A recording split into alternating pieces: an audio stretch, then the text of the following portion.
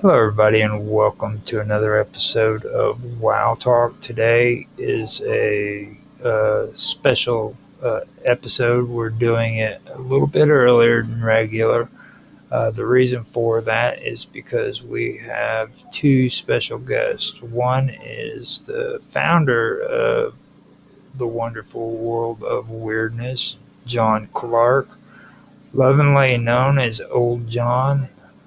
And we also have Michael Paul back with us. It's been well over a year since all three of us have been on the stream together, and it's really good to have you guys back. So, um, welcome. Thank Um, you. It's good to be here. and Yeah, always a pleasure. now we left off on our interview where we were talking about the ancient Egyptians, and we were talking about consciousness. And before I started doing the stream, I wanted to, or I asked you what would be a good topic that you'd want to discuss, and you said consciousness, which I thought was a pretty good thing considering that was where we left off. So um, now, before we get going on that, though, if you want to, man, do you want to tell everybody what you've been doing since the last time you've been on, Michael? Yeah. Um, just a huge amount with because I'm a radio presenter by trade. Hmm. So I've just been working, doing breakfast shows. I do voiceovers of an afternoon as well from my own little studio, and I've just been ploughing on with that really, and just the amount of research that I have done leaves me very, very little left to research. But when something comes up, I'm like a dog with a bone with it. I can't put it down. So I look into a few bits and pieces, but mainly it's just the voiceover work and my radio work. Yeah, I remember you was telling me before that you had to do radio shows in the morning and stuff. So um, that was one thing that I was kind of interested in. I was wondering what kind of radio you were doing and stuff. Do you have your own radio show or anything going on right now? Yeah, it's just a breakfast show on a local community station. I did do this full time for, well, I've been in radio for about 30 years now. So since the mid 90s, really. I went from being a nightclub DJ, and I was offered a job on a local radio show. So I started training up for doing that. It took me about 2 years worth of training on smaller stations, and then I got onto a bigger station. But really, radio's starting to fail now. There's people starting up radio stations from their bedroom on the internet now, which is watering down the amount of advertising that any commercial FM station will get. Plus, we're in the last days of FM, I think, and it's going to go DAB. So it's in a big transition stage at the moment. I don't think there's any real money to be earned in radio anymore. And everybody's just, they seem to be clinging on for dear life, to be honest with you, to the jobs that they've got. All right, that's actually good to know. I've been going on with a guy. I keep forgetting how to say his last name, but it's Mark Watashik, and he's been doing Dragus Productions and stuff. So he does the internet radio and everything like that. And, I get to hear a lot of that, but what you just said there about FM and everything, we don't get very many chances to hear much about that. So um, it's it's pretty interesting. All that is. Me personally, I just do like podcasts and stuff of that nature, and that's about all I have ever done. But it's pretty good to go now. John, how you been doing, man? Um, yeah, pretty good. I did a lot of music last year, recording, as you know, because Hmm. you've heard all of them, I think. And then I got involved with a spiritual circle, which I'm still part of, kind of for advanced people. And that's really been amazing. The stuff I've learned from that. It's really opened my eyes to a lot of different things. And one of the things I learned from it was chakra healing. And I actually went and tried it. Tried it there and then because they've got a healing center where we practice this. And then one day my son, he had chickenpox last October, and after the chickenpox went, he had a rash. And because he's on the autistic spectrum, it's taking him to a doctor is not an easy task. And getting him to actually show the doctor his rash, again, it's almost impossible. So I decided I'd try this chakra healing on him, see if it would work. And I did it. And 90% of his rash was gone the next day. Within this week, the rash had gone completely.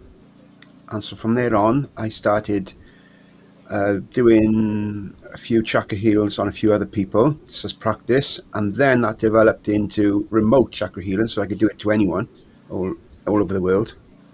And I've done that. And then it progressed to started to do aura healing, which was much more quite intense again, which led to moving like negative things from people and stuff like that. I'm not going to go too much about that now because it might freak people out, but it was absolutely amazing. And then I'm doing like an online course for chakra healing, and I've started another one about chakra healing, because once I do the courses, I can get insurance and I can actually have a place to actually do this from, a healing center where I can actually do chakra healing from.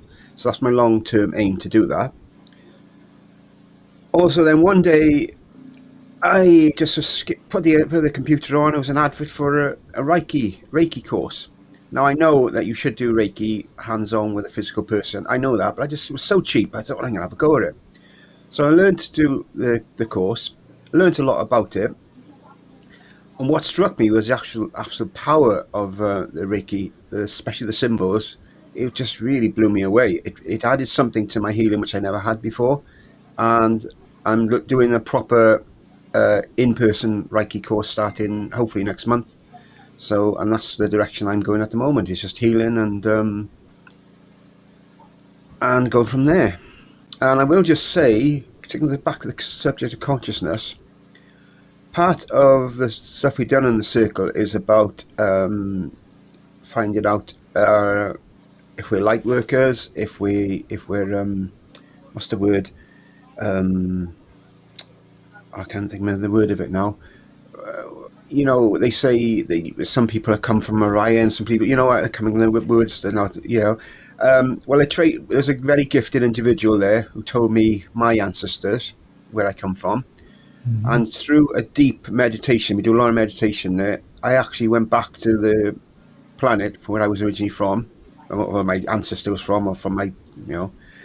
And what I was shown was they didn't have souls. They were the original souls, but they had all these psychic abilities, like of healing, or if needed, like sending out energy from their hands to do different things. They could do it all. Psychokinesis, they could do it all. It was just natural to them, like it is for us to see or hear someone. It was just totally their natural being, and that was like that was in a one thing that I did, and just stuff like that. Then loads more experiences I could go into, but that's just one of the ones that and it's gone from there. Sorry, I've gone on a bit long now. Oh, that's fine. Now, that reminds me too. We also talked too, Michael, didn't we? Where you had started going to spiritual church too at some point. Yeah, yeah. I had a bit of a strange experience there. I got this thing in my head that I wanted to start to learn how to. This was in the local spiritual church. I wanted to learn how to meditate because I was, as growing up, I was quite a nervous child, and so my brother-in-law introduced me to fishing, which calmed me down. and I wanted to push it a little bit further. So I went to learn how to meditate. And I said to the guy that I knew there, whose name is also John, I said to him that John Chaffee, his name, he's a lovely guy. And I said, I need to learn how to meditate. And he went, hang on a second. Sue, which was his wife, his girlfriend or wife, across the other side of the room. We got any spaces on a Thursday night? So I thought, oh, I've just stumbled on something here. What's going on here? And he went, yeah, come down Thursday night, and we'll teach you how to meditate. And I was, okay, no problem. All right. So I started going on a Thursday night. And on the third Thursday, I was getting on okay with the meditation.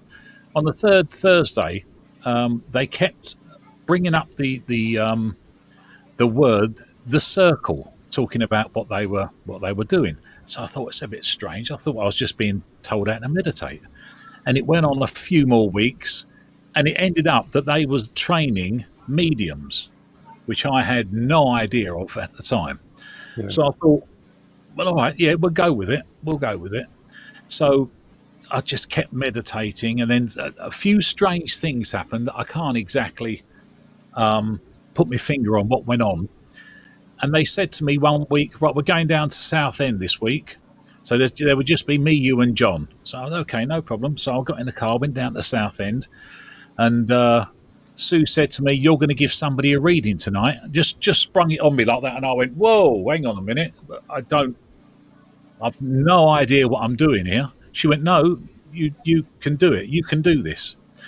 And I now know, through looking into it, everybody in the world is psychic. There's been a certain amount of experiments. One of them was with two screens, and they used to show some pretty pictures on the screens, sat different people in front of the screen in this clinical environment, and they'd have a picture of a nice fluffy bunny, and another one was a beautiful Labrador dog, and then it would go a certain amount of pictures in, and then they'd show a horrific picture of a car crash or an aeroplane crash or something like that.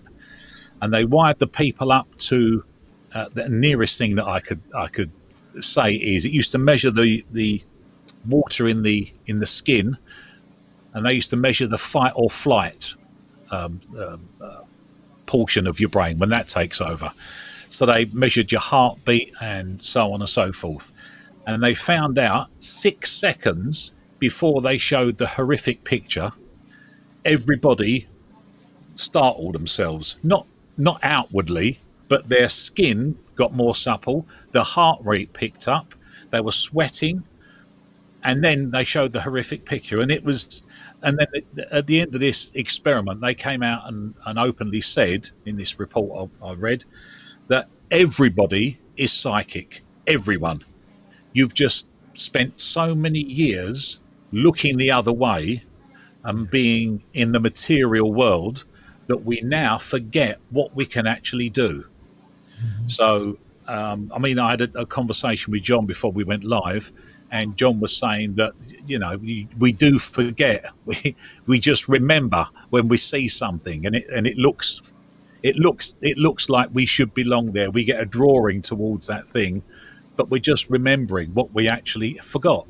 And as a race, human race, has just forgotten loads and loads of stuff like that, more than we remember. So we got round to this little spiritualist church, and then Sue said to me, do you want to go first? So I said, yeah, go on then, because I've learned through my encounters never to say no, just go with it. So I stood up and I said, the lady at the back there, she had red hair, young girl, 22, 23. Lady at the back there, I said, I'm getting a picture.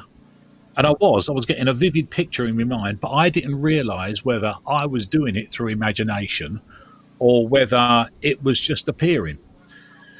Picture of a guy laying on his side. I can see the carpet, red carpet with gold swirls in it.